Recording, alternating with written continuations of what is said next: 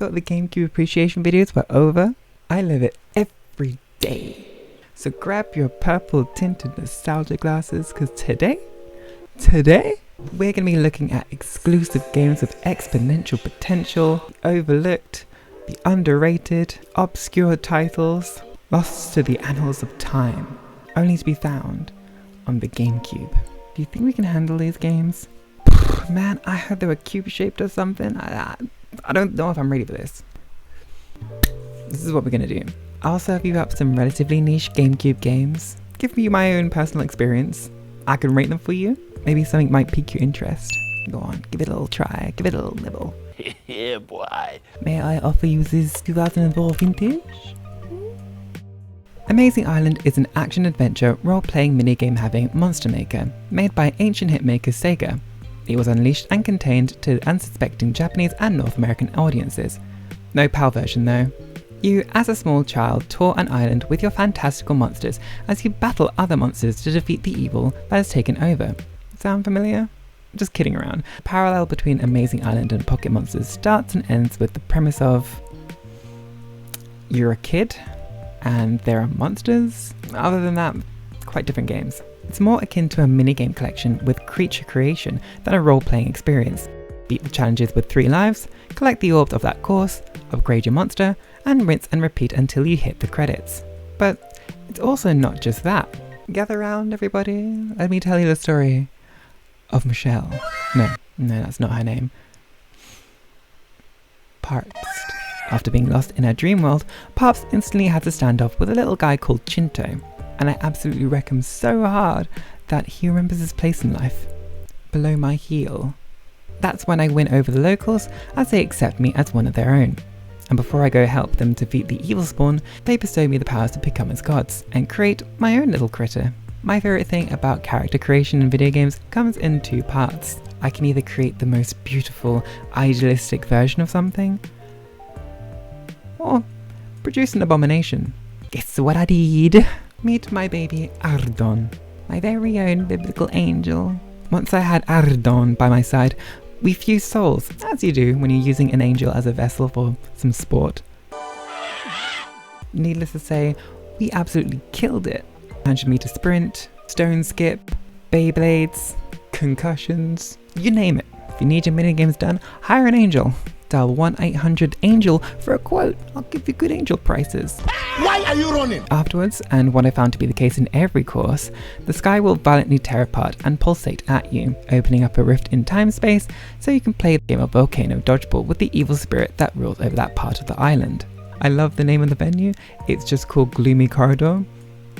Every corridor is a gloomy corridor in Britain, so naturally it feels like home. After winning the course, you'll unlock various skins, potions, and the like to help you upgrade your monster, as well as one of 8 vision orbs. You got red, orange, yellow, green, blue, water, purple, black. Yeah, I said water, keep up. Each course has a multitude of trials to compete in, with 3 continues to use within your playthrough of the course, meaning if you mess up the volleyball boss stage, you'll have to restart the entire course over again. And that's essentially Amazing Island in a nutshell. More trials and events are unlocked during your progress of the game, with exceeding difficulty throughout your tour of the island, ranging from time precision games to races, battle arenas, and puzzles. There are some notable nitpicks, mainly the sometimes insane difficulty jump of the minigames. The puzzles were a lot, the boss stages were a lot. Jewel Runner. If you were to scrape any edge or any wall during this game, you're done. You just restart, just give up. That dog will come for your butt. You've also got unclear instructions that will leave you woefully unprepared for what is to come. And you only have the ability to create 1 monster at a time. So at some point in my headcanon, Erdon ascended into a new divine ranking and evolved into a newer, shinier forms. May I present Jarib, which is all wings, 1 big eye that judges you in infinite dimensions. What can your electric mouse do, huh? When you've got all those vision orbs, you can face the evil one to the ultimate game of Sun Toss and defeat them. And then at the end, Pop descends on the newly liberated inhabitants of Amazing Island, only to be rewarded by being thanked by everyone, one by one, and then teleported back to our dumb reality. This is not the hero's welcome I wanted. My assumption of what Amazing Island was kind of a mix between like Tamagotchi, maybe Monster Seed, obviously Pokemon, but what I got was more akin to a Mario Party or Crash Bash, plus with an absolutely bonkers character customization which doesn't get enough props. It is fantastic, and all in all, it's one of the best GameCube experiences I've actually had, and it's such a shame that kids outside of America and Japan didn't really get to experience this game, because this could have been a hit. This was great. Okay, rankings. I'm gonna give this at least 8 biblical angel vision orbs out of 10. Yeah.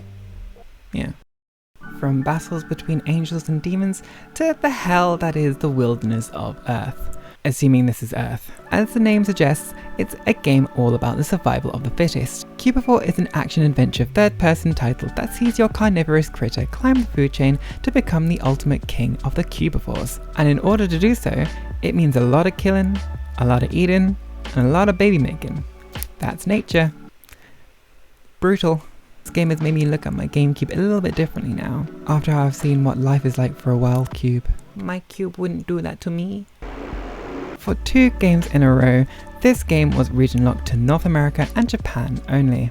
And again, I get to choose a name. So naturally, I play through the game through the vessel that is Binky. Primate Mighty Might, Picky Binky. The world of Cubivore is a violent one. Where mutation through consumption is commonplace, and you really do become what you eat, so to speak. If that's the case, my diet mainly consists of sour, juicy, sharp berries, so I guess that makes me a tart. The rapid pace of mutation has me a little concerned that this game may be set in a distant future, where the world is blossoming through a nuclear winter. That's just a theory. A game theory. During your tenure in this voxel Valhalla, you'll encounter many cubed organisms to consume and gain your strength from. This, seemingly being a natural evolution of Pac-Man needing to eat pellets on a given board, you two must devour every living creature to progress into the next stage. And at the end of every stage is a beast to defeat, and acquire another limb to add to the lineage of your boxable species. Yeah, you heard me right when I said lineage, as eventually your cubivore will want a mate, or a harem. Goodness Binky. After your time with the other cubivores, your offspring will naturally succeed you, allowing you to choose from a litter of children, of which you will continue the game from then on. Well, it's time to go forth and carry the progression of our species. See you later, Papa. He's probably just tired from earlier. And so the circle of life continues, and it's pretty much like this throughout the entire game. Explore new lands, consume as much as possible, destroy the alpha beast, get freaky, and die. Sounds about right? Though the premise is rather simple, the technology behind Cubivore is what is impressive, as there are layers and layers of nuance that weave and interchange, from the placement of limbs to the colour and tone of each animal you eat, as they give you various strengths and weaknesses. I'd very much recommend Cubivore to any GameCube fan out there looking for something more unique. I'm going to have to give it 6 Binky generations out of 10. That was one freaky Binky.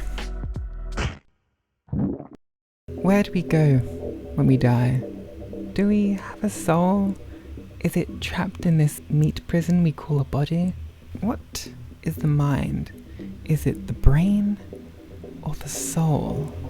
If I was to die in a mansion, will a neurotic plumber try and put my spirit into a vacuum cleaner? I Geist will never know! Geist, finally, a game that was released in Europe and in Australia, and not available in Japan. Alright. Released in 2005, the game was set in the year 2330, and their technology looks like this.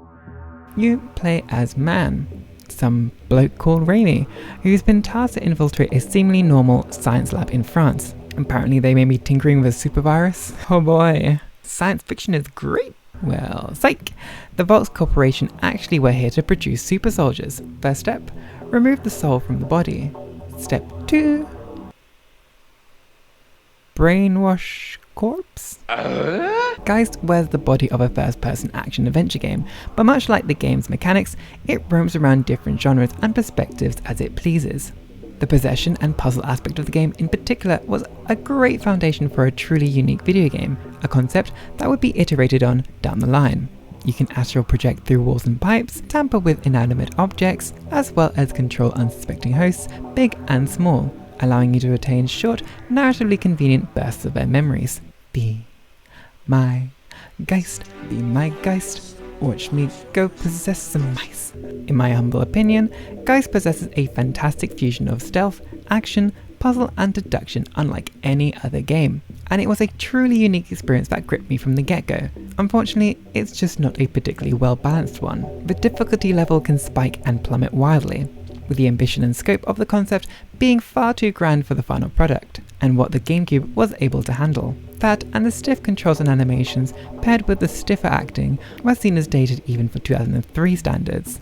However, that's also part of the charm too. Whether intentional or not, there's a thin layer of satire and parody throughout that gives the game a Starship Troopers level of kitsch, which aids to my endearment of the game. Maybe not to the level of a Twin Peaks and Deadly Premonition, but it's in there. I'm alright.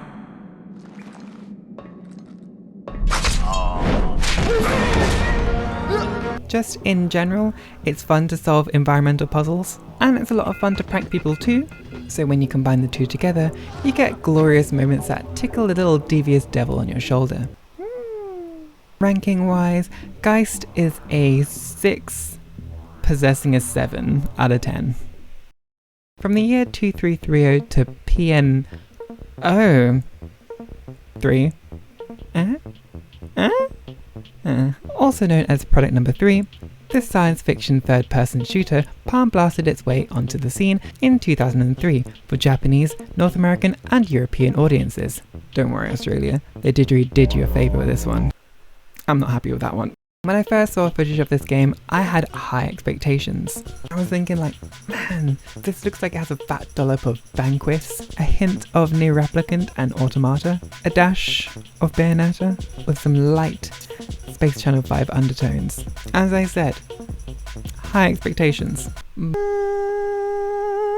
It's not what I ordered. For starters, I didn't ask for Tomb Raider style controls, like OG Teal Top to me, which is forgivable for 1996, but this is 2003. No. On the topic, if you've chosen your game to have tank controls, make sure your open area spaces work well with the controls, also that you can jump and shoot at the same time. And for the love of God, don't have curved corridors. I mean, are you insane?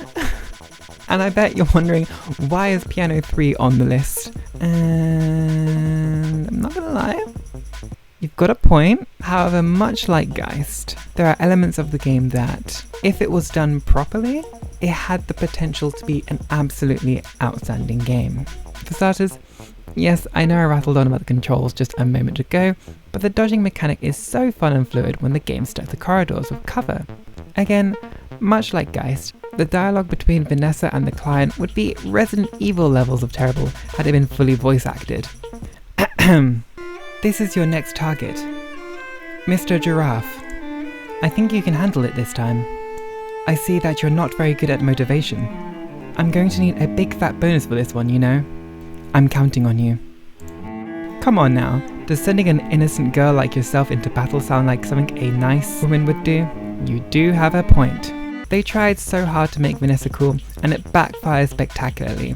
I especially love her idle animation. It's how I imagine others probably perceive me when I'm listening to music on YouTube. I'm kind of like this. Speaking of which, there are some certified bops in this game too. The aesthetics also carry over through the visuals, and some of the bosses look like they've been ripped right out of Ghost in the Shell. The other is a train. And talking of boss battles, even though general combat is fairly simple, if you use a swan special move that you get from the beginning, you can become an unstoppable machine, to the point where boss fights are cut comedically short. There are also some laser-laden obstacle course hallways that were a great idea in concept, but had they been tailored to the controls better, like everything in this damn game, would have made the final product that more special. Look, there's a lot of things that I wish Piano 3 was, but ultimately, what we did end up getting wasn't half bad either. I had a lot of fun with it, when it worked, and that's pretty much all I could ask for. And eventually, the game went to inspire some ideas and concepts that were shared between Vanquish. So, at least there's that. Piano 3 gets 5 head twitches out of 10. So there we have it. Those were 4 examples of some truly brilliant, intriguing, interesting, obscure GameCube exclusive titles that, for the most part, are worth at least the experience of playing them. I'm sure I've missed a ton on this list. I know many of them were Japanese exclusive titles, which generally piqued my interest, but I don't speak Japanese, so that's a problem. I also tried to play Odama, which is a tactical war game / pinball game set in feudal Japan, but unfortunately I did not have a microphone. But please, I wish to invite you to talk more about some exclusive titles, ones that I've missed, ones that I've covered, and just generally other ideas for videos in the future. Be sure to hit the subscribe button if you haven't, leave a like if you like this video, and a goodbye!